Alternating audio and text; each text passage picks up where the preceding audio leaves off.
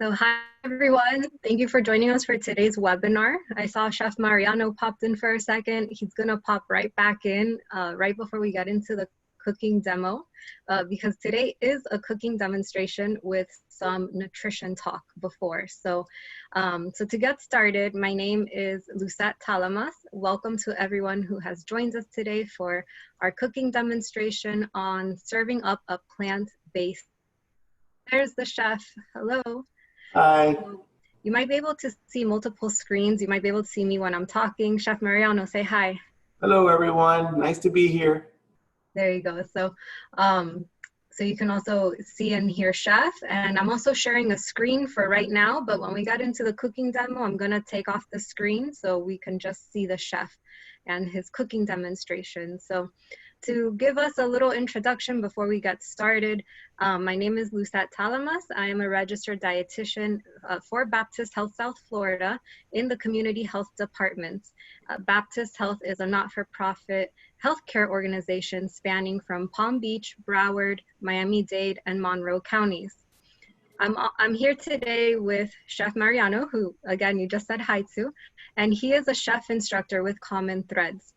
Common Threads nonprofit that offers cooking and nutrition education for children and families in 12 markets across the country. So with common missions to improve the health and wellness of our community, Common Threads and Baptist Health have been collaborating for several years to bring you interactive cooking demos paired along with nutrition education throughout South Florida. Our collaboration included the creation of an innovative culinary education program called Recipe for Health, which brought participants nutrition and culinary education with hands-on cooking in our community, and also primary care settings. So today, we're excited to come together virtually for a cooking demonstration. Also, both organizations are pleased to offer a series of wellness webinars to help us continue to embrace a healthy lifestyle during these times. You can learn more about our programs and free resources at www.commonthreads.org/coronavirus, as well as events.baptisthealth.net to search some of our free virtual classes and resources. So if you have any questions today, please feel free to send your questions in the Q&A function, which you should be able to see the Q&A feature at the bottom of your screen. So we'd be happy to see your questions and perhaps even do some Q&A at the very end as well. Please note that your mics are muted and your cameras are off. So let's get started. And we said goodbye to Chef Mariano for just a little bit, as right now I'm gonna go over the topic of plant-based eating before we get into plant-based demo, okay? So if you're still with us, thank you. So let's get started. So what is a plant-based diet? This is definitely a buzzword that's been going around, and I've been asked so many times about this topic. So I'm very excited to, be able to cover this before we dive into the actual recipe. So being plant-based, what does it mean? If you're confused, it's expected, don't worry. That is because there's actually no formal definition for a plant-based diet. That means that people are following different versions of a plant-based diet, and each person is calling themselves plant-based, but it means different depending on what they're doing. So there's actually no formal definition. From my end as a dietitian, I have researched it, and when you search on plant-based diets and health, for example, even in research, there's different plant-based diets that are being used. So when it says plant-based, I have to read the study a little bit more to understand what type of plant-based diet did that one study do. So just know that the word plant-based or the term plant-based is actually not well defined. It's a very general, loose term. So this is the definition I can provide you is on the screen. It's an umbrella, right? It's like a general term for diets. So it's multiple ways of eating that are predominantly consisting of whole grains, vegetables, beans, and legumes, fruits and vegetables, nuts and seeds. Okay, so what exactly does that word predominantly mean? So I'd like to show you a plant-based diet spectrum. So remember it said it's an overall umbrella term for several diets. This is the spectrum of the diets, okay? So any one person following one of these ways of eating can be calling themselves plant-based. So that's maybe where some of the confusion comes from, because they're not technically wrong, but it just shows how labels, maybe sometimes don't define the whole picture.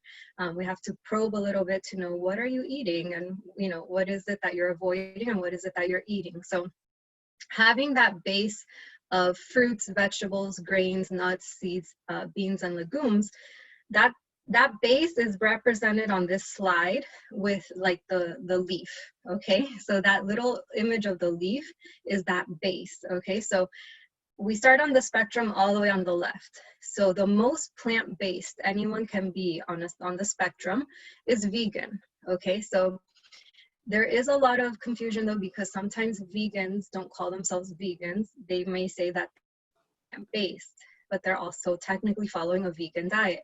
That's where it gets a little confusing, because as you see, the spectrum gets a little more lenient as I go through each term as we make our way down the right. So the most plant-based you can be is all plant-based, which is vegan.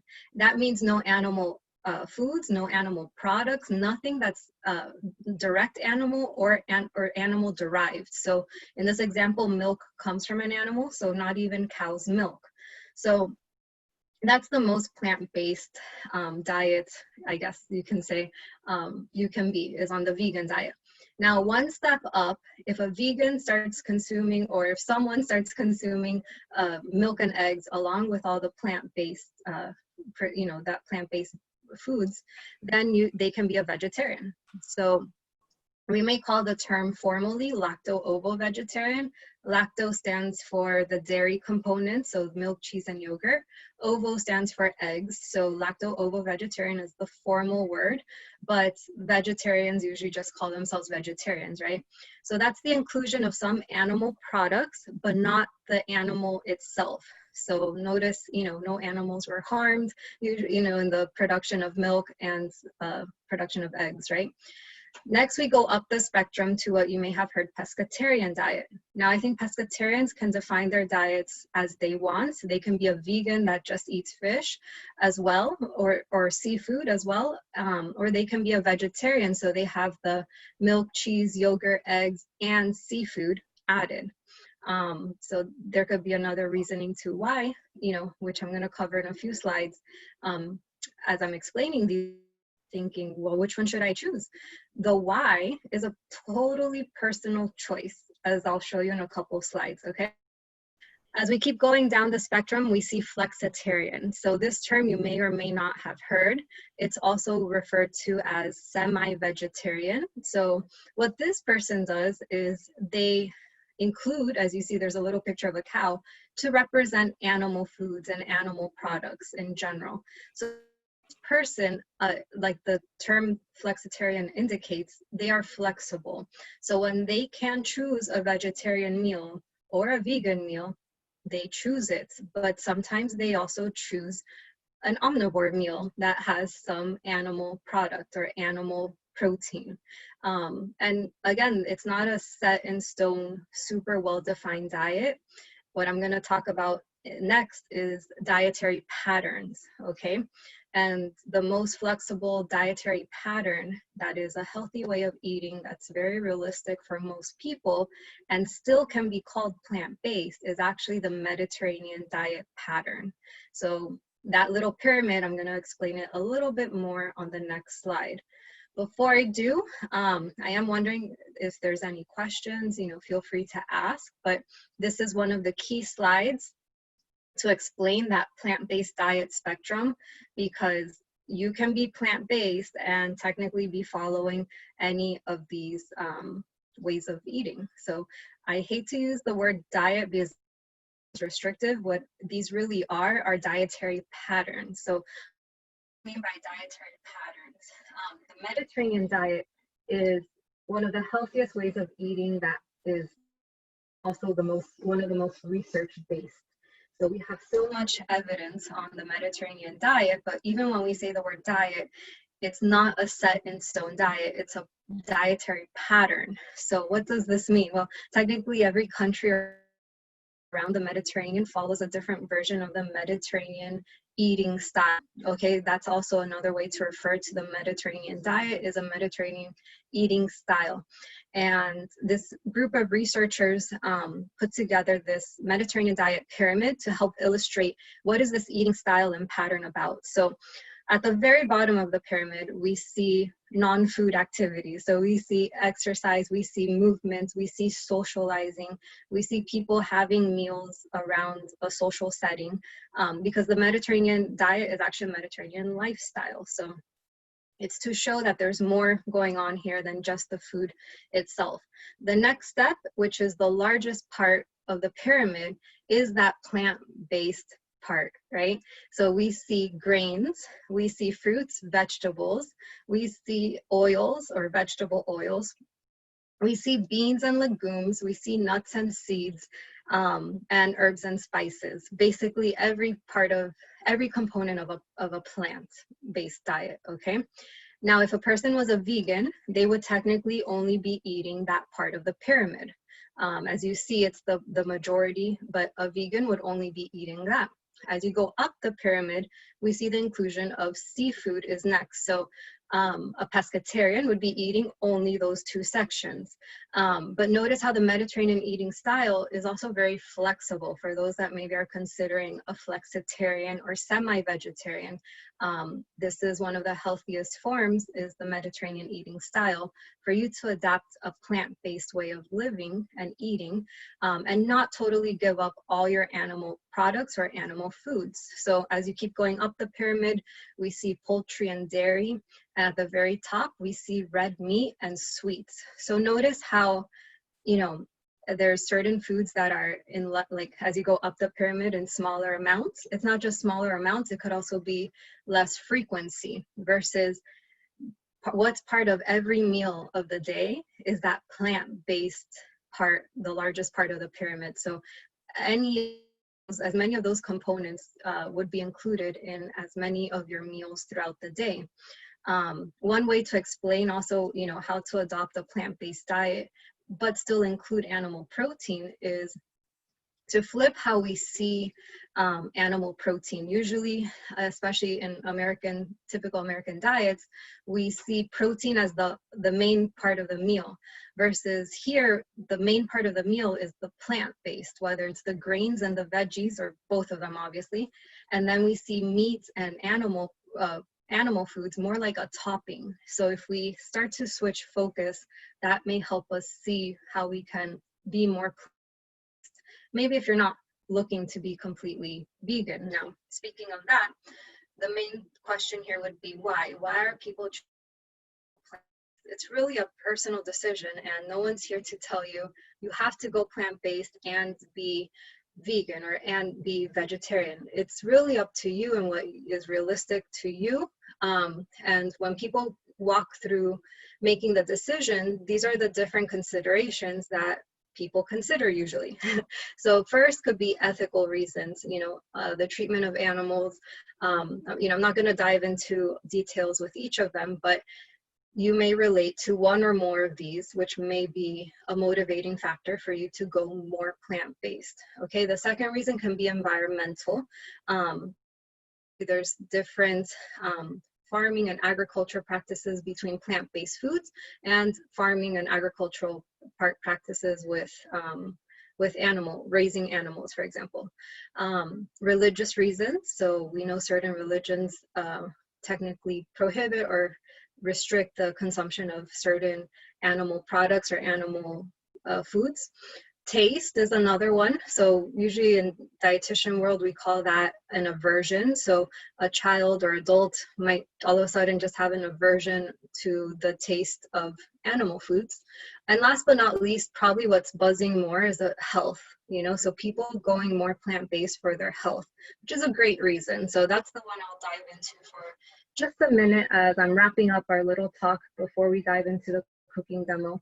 on plant-based diets and health. So compared to non-vegetarian diets, we know that vegetarian diets can offer protection against many chronic diseases. The important thing to realize here, and I have the chronic diseases listed on the slide, you know, from heart disease to high blood pressure, type 2 diabetes, obesity, and some cancers. There's a main component of risk that comes from poor diets. And when we address the risk through interventions, we can reduce our risk for these chronic diseases. But, you know, it is a big disclaimer that chronic diseases have multiple factors, not just diet, and that, you know, there's many factors that can lead to the start and progression of any of these chronic diseases. But diet is definitely an important part to manage health, to prevent disease. And if you do have one of these conditions, it's also an important part to help manage that condition so that you are the healthiest that you can be. So that's what I'll say about health and plant-based diets. I also have to give a disclaimer as I'm wrapping up, and Chef popped in right now, about unhelpful plant-based diets. It is possible, I've seen it, people going plant-based and not planning their meals the right way, okay? Why? Because as you see here, French fries, potato chips, cookies, they're technically all vegetarian. Potato chips are vegan. So we want to be mindful of anytime you are reducing, for example, if you're reducing animal products, what are you replacing it with in your diet? If you are replacing it with more refined carbohydrates and more added sugars, that's actually what we would call an unhealthful plant-based diet. So whenever you remove something, we want to make sure you're adding more of the good stuff to plan a well-balanced plant-based meal for ultimate better health. There are special nutrient considerations when you're going plant-based and reducing or eliminating animal sources, and that's protein, iron, calcium, vitamin D, and vitamin B12.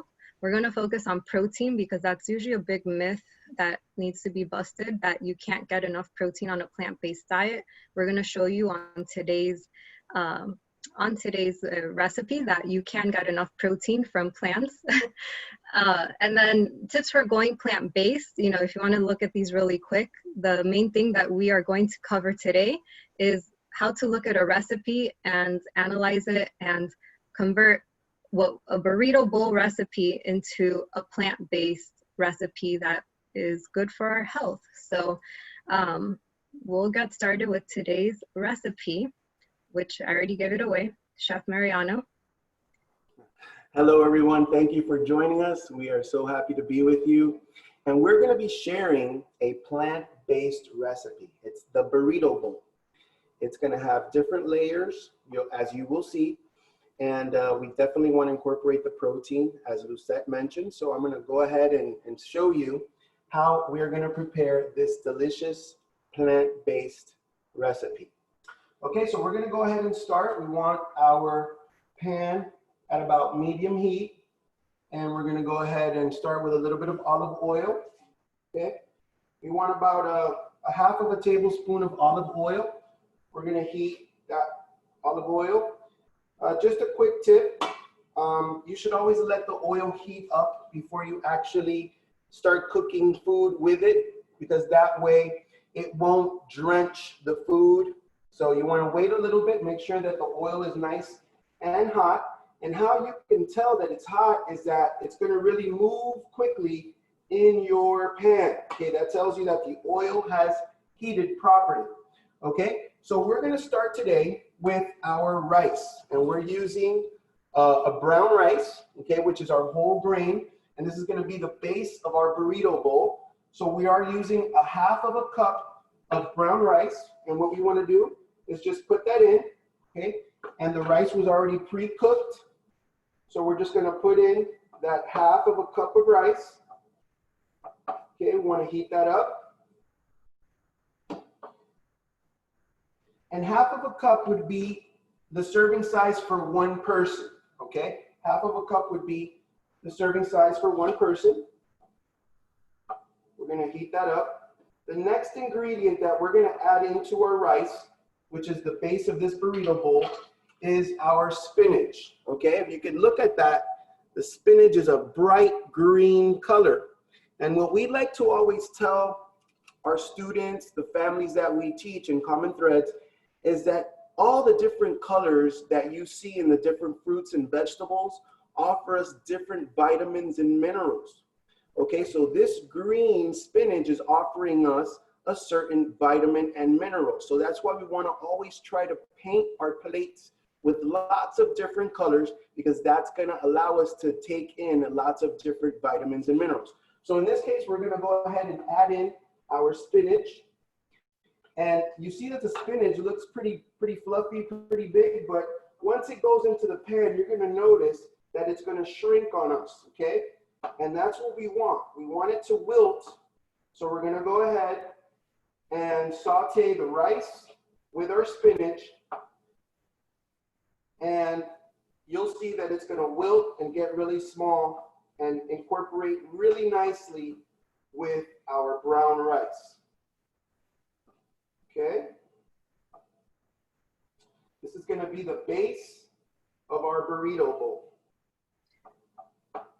Now, I love how this recipe for a burrito bowl calls for a base that's not just rice, right? Like it's a rice and a leafy vegetable, which is a great idea because so many times I see people eliminate carbs or have too many carbs in one meal.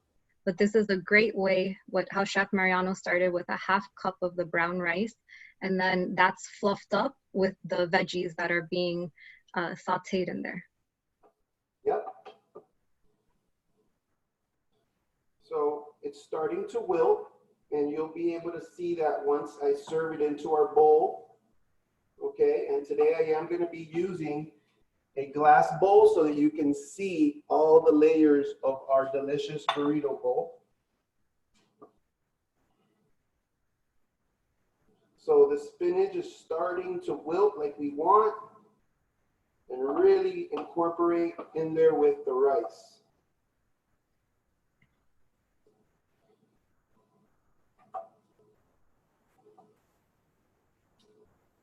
And Lucette, what actual vitamins does this spinach give us? So I love how you already mentioned when you add vegetables, how you're adding different nutrients. Green leafy vegetables actually do have a lot of vitamin A, so that's great. Of course, we know our leafies also have fiber. And I think the surprise about spinach, there's definitely more nutrients that memorized about what's in spinach, but I think one of the surprise minerals that's highest in spinach is iron. So we may have grown up watching, or so some people may still remember Popeye, the cartoon, how he ate all the spinach. There's actually some truth to that spinach is high in iron, so which is great for plant-based diets, because when you give up red meat is actually very high in iron as well. But when you give up that red meat, if you're choosing to, or cutting back on the portion, the spinach provides a nice amount of iron. Great. So our rice and our spinach is looking like we want it right there, just like that. You see the spinach has wilted, so that's what we want. And this is going to be the first layer that's going to go in our burrito bowl. So we're going to go ahead and add this in. And I think one problem with vegetables can be sometimes that they're overcooked, because vegetables are under-eaten by most people, not just kids, also adults. But learning how to cook your veggies, so in this example of wilting spinach versus cooking it at high heat for too long, kind of reserves the texture and the flavor. If you overcook it, what happens, Chef? Yeah, if you overcook it, it's not going to taste as good, and you're going to lose some of its vitamins and some of the nutrients that we have in those. So we want to heat it up for certain recipes, but we want to make sure that we don't overheat our vegetables, as Lucette said. So we have our base in. Now we're going to go with our second layer that's going to go in our plant-based burrito bowl.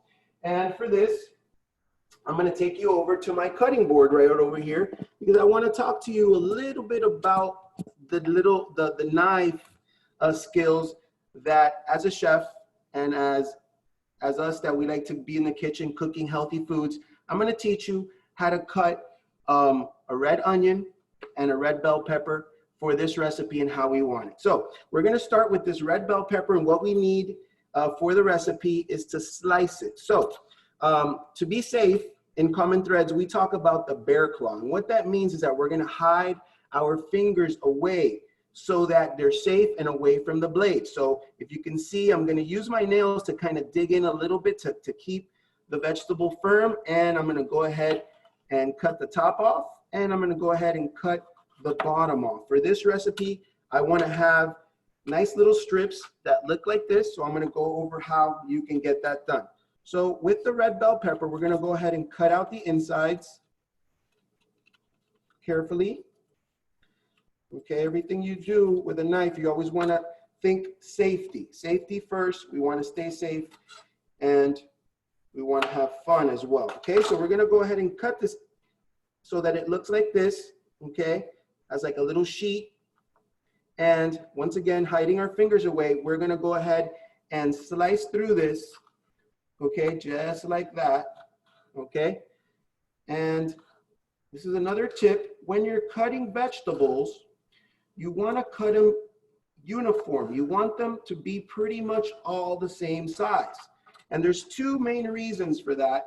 And it's because when you cook them, you're gonna want them to cook evenly. If you have a really big slice and then a very thin slice, the big slice is not gonna cook enough, and the really thin slice is going to overcook, okay? So you wanna cut them evenly so that when you're cooking them, they're gonna be cooked all the same. And the other reason is that they're gonna look nice in your food, okay? Because remember, eating is not just the taste, but also how it looks, okay? So this is what we want from our red bell peppers. And now I'm gonna go over to the red onion. And the red onion, I'm gonna start with a technique that we call the tunnel technique, which keeps our finger away from the blade. I'm gonna go ahead and cut through the onion, okay? And when you cut through the onion, you wanna make sure that you keep this bottom part intact, because that's what keeps the onion together. If I would have cut it the other way, one part of the onion would have been falling apart and the other one would have been together. But in this case, if you can see, they're gonna both stick and they're gonna be intact because they have the bottom part there. So once I have my onion like this, I'm gonna go ahead using my bear claw, I'm gonna go ahead and get rid of this top, and I can go ahead and take off this outer covering. And once again, here we have a nice purple looking onion. So what does that represent? More vitamins and minerals, different ones than the ones that are in the spinach, because this is a different color. Okay, so here we go. We're gonna go ahead and slice through this. Okay, and once again, we wanna keep in mind that they're all uniform, okay? All uniform, all looking the same. Okay, we're gonna go ahead and cut through that.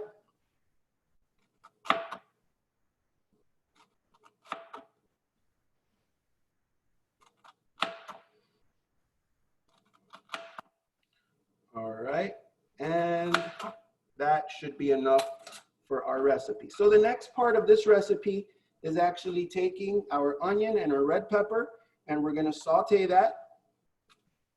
Okay. Go ahead and add in a little bit more olive oil, about a half of a tablespoon. My pan is nice and hot, ready to go. And once again, remember what I said about the oil. You can tell when it's hot, when it moves around really quickly. And we're gonna go ahead and add in our red bell peppers with our red onion, and we're gonna start sauteing this. And this is going to be the second layer in our burrito bowl. Right. So notice as we're building the layers, we're already including grains, we're including multiple vegetables, but we're not done yet. So if you stay with us, you'll see what each layer brings and how this recipe is a great example of like the bulk part of this bowl is, you know, grains. So plenty of vegetables. So chef, just a reminder that your camera's still tilted down when you have a second. For that. Oh, there you go. Sorry about that. Okay. There you go. we could see, but it was partial. Okay. And we have a question while that's sauteing. So great Yeah, time sure. to ask questions as we're letting some of the vegetables cook. So besides heat, in what other ways can you add flavor to your vegetables? So I'll let Chef go first. Okay, can you repeat that again? Oh, yeah. Besides? Besides heat, what are some other ways to add flavor to vegetables? Okay, you could definitely add different spices. You can add more vegetables because the vegetables themselves have different flavors. So that's how you could definitely add flavor to it with With different other vegetables. vegetables and with spices as well. And we are going to be adding salt and pepper to these red onions and red bell peppers.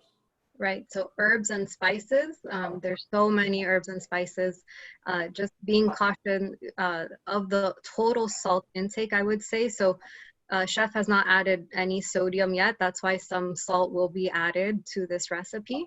But I only mention that because, for example, there's like garlic salt, right? And there's a lot of other rubs and spice blends that the first ingredient is actually salt. So try to stick with just herbs that come, you know, blended, but only have herbs, for example. So there's some Italian herb mixes that don't have any salt or sodium, and it depends what you like. So cooking is definitely an experiment. So feel free to, you know, try different things. And the important thing is to find the ways that you like your vegetables, because just saying that you don't like vegetables is not a good excuse. We have to find ways. And knowing how to cook them is definitely one of the main ways, whether you're lightly sauteing, wilting, maybe roasting. Example, you can't roast spinach, right? You would roast like the harder, tougher vegetables. Right, right. So experiment, right? So I want to jump to some other questions just for time. So can you add garlic and onions to the olive oil first before the rice and the spinach? Yes, So yes, you definitely could. You definitely could. Actually, onions and garlic is a very good mixture that really give our foods a nice little taste. yes. This has come together nicely, and I'm going to go ahead and show you guys the red bell pepper and the red onion, how nicely it has sauteed. And I'm going to go ahead and add this, and this is going to be our second layer in our burrito bowl. Very nice. So just to comment on the last, it's more like a comment, not question. They're enjoying the presentation, so we're glad to hear that. But in regards to a gluten-free diet, that they would like a presentation on gluten-free options. So I'm just answering this live because this recipe is actually gluten-free because we're using rice, and all rice, whether it's white rice or brown rice, is gluten-free, and all the other components that you'll see are all plant-based and mostly unprocessed. So this, you know, it always depends how you purchase and prepare your own ingredients at home, but for the most part, because the grain rice, it is a gluten-free recipe. Yep, yep. And Okay. the recipe is available on the website. We can share that too. Yes, the burrito bowl recipe is available on the website. Okay, so we're going to go to our third layer, and now we're going to incorporate our black beans. And the black beans, I'm sure that Lucette has a lot of valuable information for you on the black bean, and I can tell you right now that there's a lot of very good protein in these beans. We're going to add the beans into our pan, and we're going to heat those up a little bit. Okay, now you got to be careful with the beans because their texture is soft, so you don't want to really move them too much and mash them. Okay, you want them to stay intact, and remember, we are cooking at about a medium heat. Okay, and to add flavor, we are going to add in some salsa. Okay, some salsa has tomato, green pepper, onion, garlic. Okay, so that's going to go in there too, and that's going to give our beans a nice little touch of flavor. Okay, so we're going to add that in, And talking about beans, if you're not able to find low sodium beans, there's a trick or tip that you can use to lower the sodium intake that they offer, and that's rinsing them, okay? You wanna rinse them and you wanna drain them. And that's gonna eliminate a lot of their sodium, which is what we wanna try to do to keep our plates nice and healthy and low sodium. Okay. So when possible, look for low sodium canned products, including beans. And if you can't find them, rinsing any canned bean or canned vegetable under running water. You just have to rinse it for a couple minutes. It can get rid of up to about 50% of the sodiums. Sodium's a nutrient that we need, but we don't need it in excess. So that's the thing about sodium. You can also, you know, if you make your beans from scratch, that's also great. This recipe, you know, there's a lot of variations that you can add your own twist.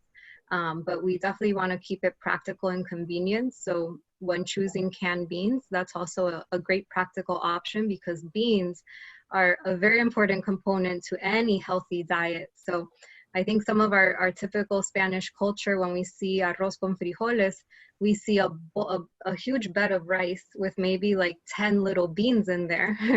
But what Chef Mariano maybe didn't point out, there was about a half cup, if not a little bit more, of beans for this one bowl. So it's that generous amount, that base of the meal, just like the base of the pyramid, is beans. So a half cup of black beans or any bean has about 8 grams of protein. I will also point that out with the brown rice already having 3 grams of plant protein. So we're already kind of building a plant-based meal that's also rich in protein. Yes, and I'll show you starting to come together. And if you can see there, you can start to see all the layers that we have been putting together here.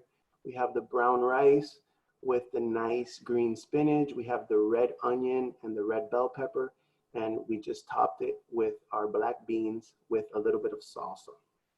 And we are going to give this another little topping for those of us, I guess I would say, for those of us who are still maybe not ready to go all the way to the vegetable, right? To the complete plant-based. Right. So we are going to add a little bit of animal protein, but it's going to be a little topping. It's not going to be like we usually like to eat or are used to eating. For example, like myself, I usually have a big portion of protein, but in this case, I'm going to just heat up a little bit of chicken breast that I have previously cooked. And I'm just going to put a little topping of it on top. So here, I'm going to add in some chicken, heat it up. What we had mentioned was, you know, if you're thinking about going plant-based, and if you think that means you have to give up all of your animal foods, just know that as you maybe change the proportion and portions and frequency, that's one step to being more plant-based. So you don't have to be all the way vegan if you're not ready or don't want to give up all animal foods, but changing the portions will have dramatic difference on your health. Okay, so just how we've been talking about maybe changing the perspective of seeing the animal, whatever the animal protein is, seeing it like a topping instead of like the base. So this is a great simple recipe. Now, if you were to, if for the vegetarians out there, people thinking to go vegetarian, instead of the chicken, what you could add is a cup of shredded mozzarella cheese. That's preferably low-fat mozzarella cheese. 1/4 of a cup has about 7 grams of protein. So you will get a very plant-based, rich vegetarian burrito bowl without the chicken, for example.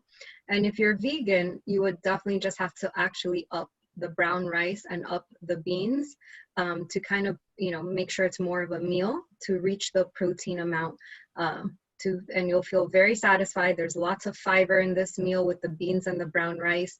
If you feel like a small amount of chicken is not going to fill you up, the protein and the fiber in the brown rice and the beans and the vegetables is what will contribute to you feeling full. Yes, yes, this is actually 1/4 of a chicken breast, okay? and it's still a lot. So I could actually, with the size of my burrito bowl, I could probably use just half of this amount for the topping that I want for this burrito bowl, because it does have a lot of beans. So I would probably just use half as a little topping. Mhm.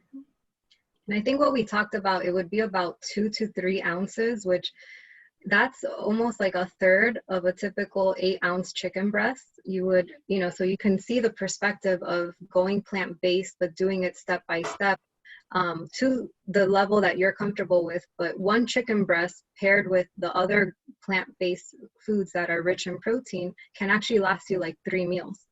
Yes, so I want to show you the finished product, and I'm going to lower this for a second because we do want to top this with a little bit more salsa. Top this with a little bit more salsa, and we're going to get our lime here. We're going to cut this in half. And when you cut vegetables, fruits, keep those fingers away from the blade, and that's going to just keep us safe. Okay, that's my tunnel or bridge technique, where I'm keeping my fingers away from the blade. I always like to stick that in there just to make sure everybody stays safe in the kitchen. And we're just going to squeeze some of this lime on top of this, and this is looking so good. So someone there you have it. About adding flavor, and we forgot to mention lime. Lime adds that flavor to your whole meal, not just your vegetables. Yes. So here's your finished product. Here you see the different layers, and we did top that with a little bit of the animal protein. Very good. So technically this exact bowl, how it is, first of all, it looks beautiful, Chef, like every layer. It looked very enticing. And if you're thinking back to the spectrum, this is a Mediterranean style type plate. It's also a flexitarian dish. And we talked about how it can be a vegetarian dish or a pescatarian dish if you topped it off with some seafood. It can be a vegetarian dish if you left the chicken out, added some cheese on top. And if you just left both of those out, then it would be a vegan-based meal, right? Yes.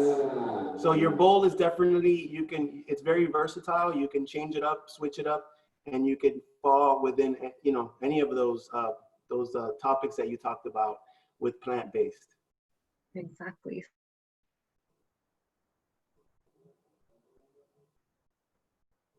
So awesome job putting some questions as we can wrap up. Someone said, very yummy, and thank you. So we're happy to hear that. I thought if you want to show it again, let's take a look at the bowl again before we wrap up today, because it's a great example. I love how it's in the glass bowl, because now that we're kind of going back to the reopening phases, this is a great lunch to pack, for if you're going back to work and have to have an office lunch.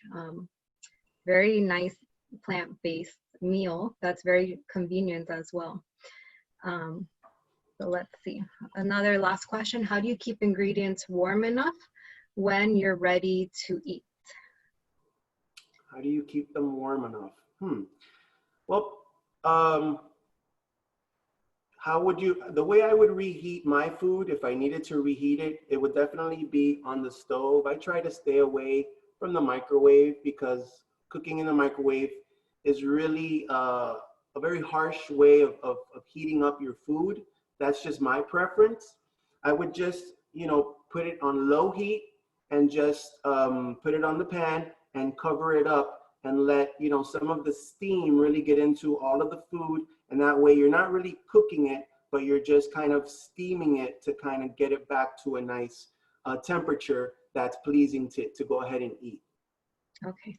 So it's really a taste preference, I guess, of how you like your food warm, whether on the stove or stovetop or in the stove or in the microwave.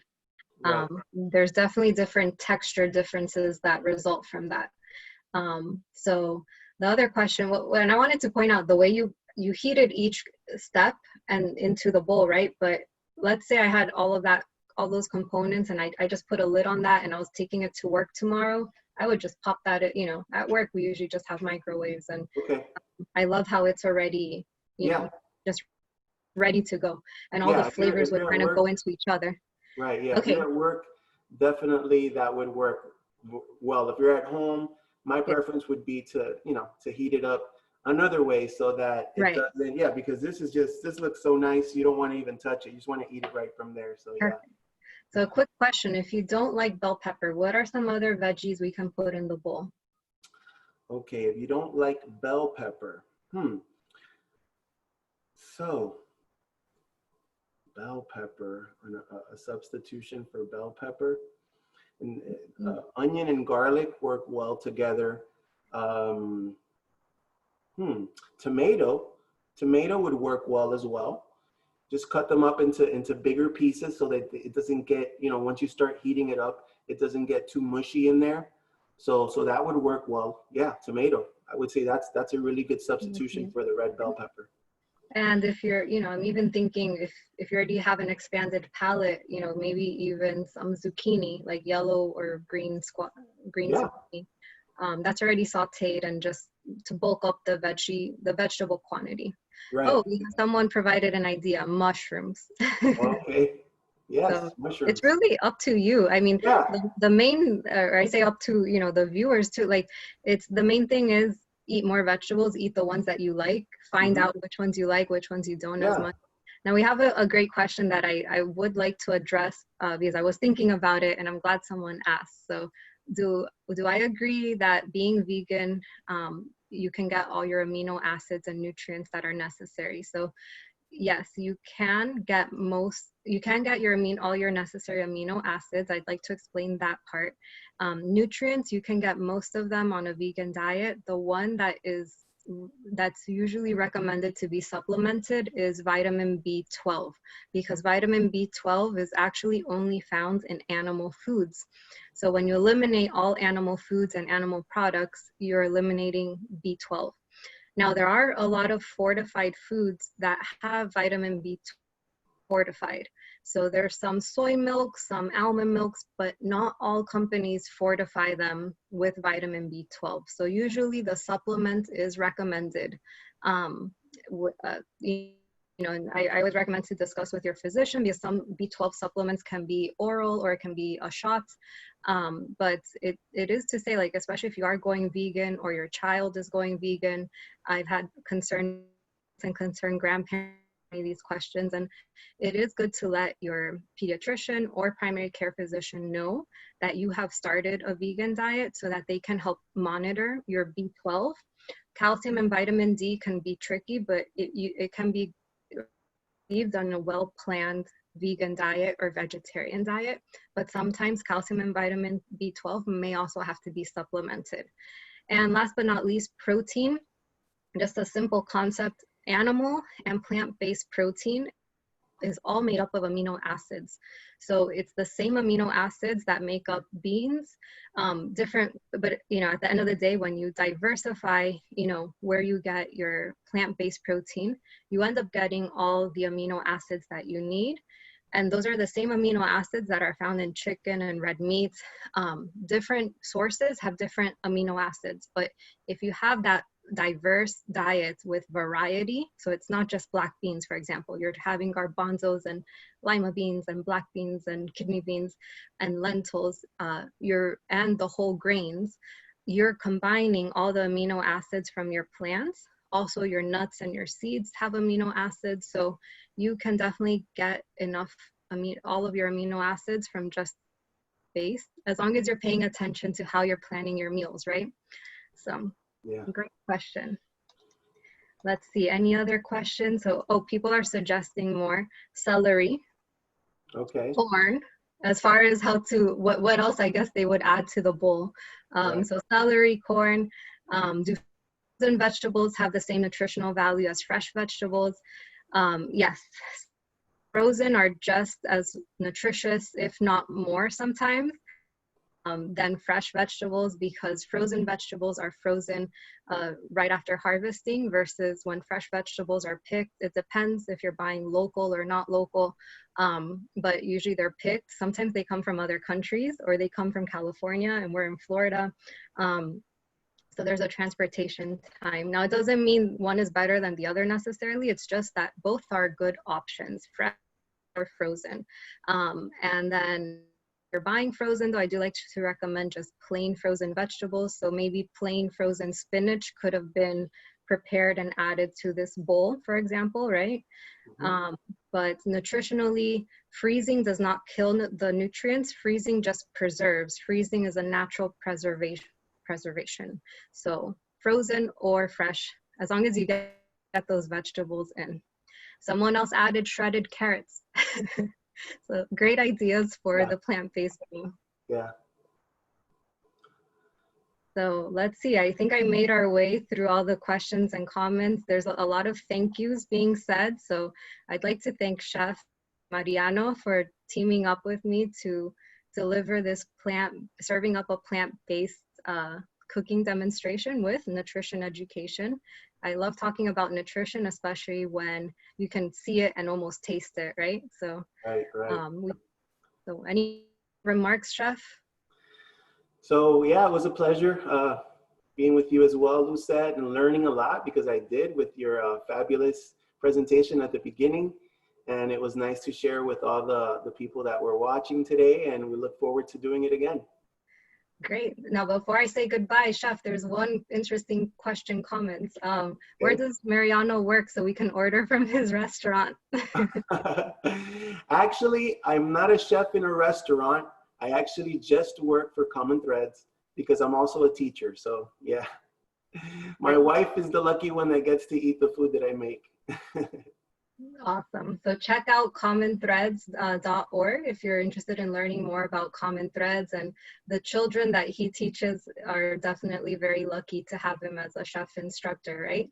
So we definitely want to thank you for your time today. Thank you for joining us on this really important topic and for taking that step to learn more about plant-based diets and how to improve your health, you know, through nutrition, and how to do it safely with all those cooking skills, right?